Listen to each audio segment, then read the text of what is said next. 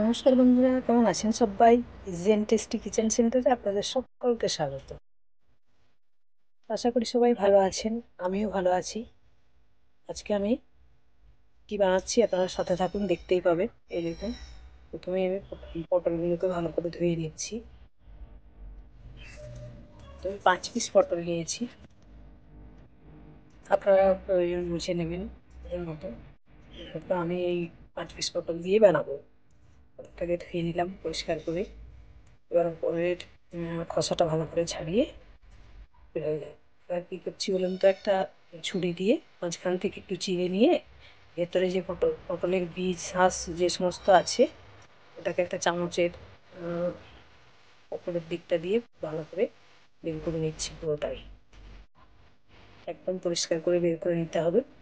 প্রত্যেকটা পটলকে একইভাবে চামচ দিয়ে একটু চিড়ে ভেতরের বীজগুলোকে বের করে নেবে।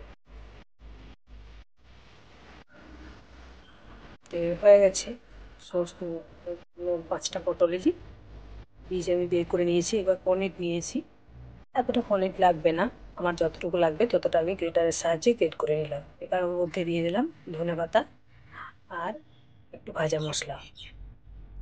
ভাজা মশলার মধ্যে সমস্ত কিছুই আছে, জিরে, ধনে, দারচিনি, এলাচ,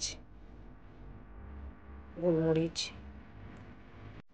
এই দেখুন, এবার এটাকে ভালো আর একটু নুন দিয়ে ভালো করে মিক্স করে নিয়ে একটা পটলের মধ্যে এটাকে ভরে নেব।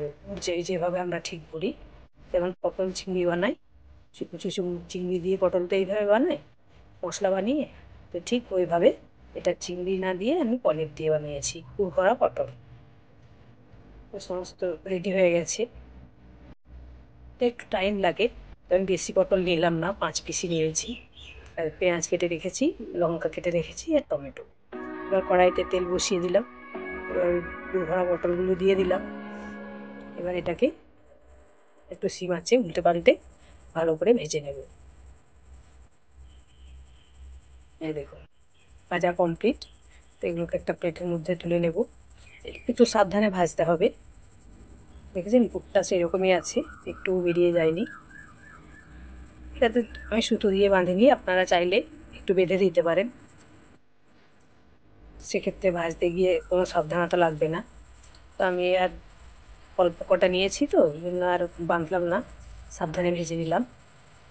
তো এবার কুচানো পেঁয়াজটা দিয়ে তেলের মধ্যেই খুব ভালোভাবে পেঁয়াজটাকে লাল লাল করে ভেজে নেব। ভাজা হয়ে গেছে, এবার দিয়ে দিলাম আদা রসুনের পেস্ট, পরিমাণ মতো হলুদের গুঁড়ো, জিরে পাউডার, ধনে পাউডার। তো সমস্ত মশলাটাকে একটু ভালো করে কষিয়ে নিয়ে কেটে রাখা টমেটো আর লঙ্কাটা দিয়ে দিলাম। এবার দিয়ে দেবো স্বাদ মতো নুন। তো এবার খুব ভালোভাবে সিম আঁচে এটাকে কষিয়ে নিচ্ছি।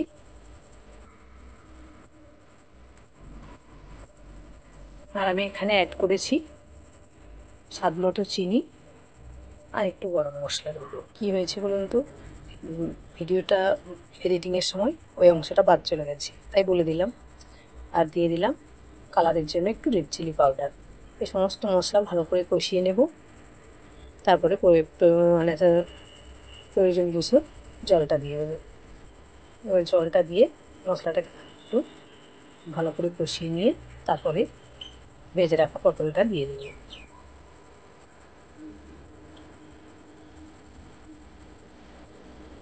দেখুন, এবার আমি পটলটা দিয়ে দিচ্ছি।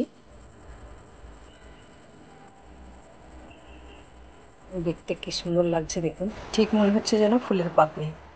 5 পিস নিয়েছি তো এই জন্যই আর কি এভাবে দেখানো গেল। এটা রেডি হয়ে গেছে।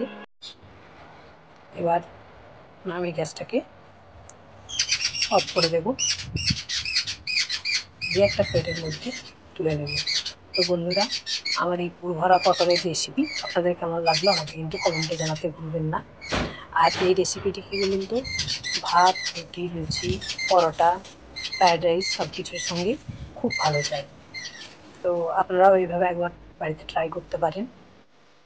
যে সমস্ত নতুন বন্ধুরা আমার এই ভিডিওটি দেখছে, অনুরোধ রইল চ্যানেলটিকে সাবস্ক্রাইব করে সাথে থাকবেন। যদি ভিডিও ভালো লাগে। আর ফেসবুক থেকে যে সমস্ত বন্ধুরা দেখছেন, রেসিপি ভালো লাগলে পেজটিকে ফলো করে সাথে থাকবেন। তো আজকের মতো এই পর্যন্তই। দেখা হবে আবার অন্য কোনো রেসিপি নিয়ে। সকলে ভালো থাকবেন, সুস্থ থাকবেন, সাবধানে থাকবেন। টাটা।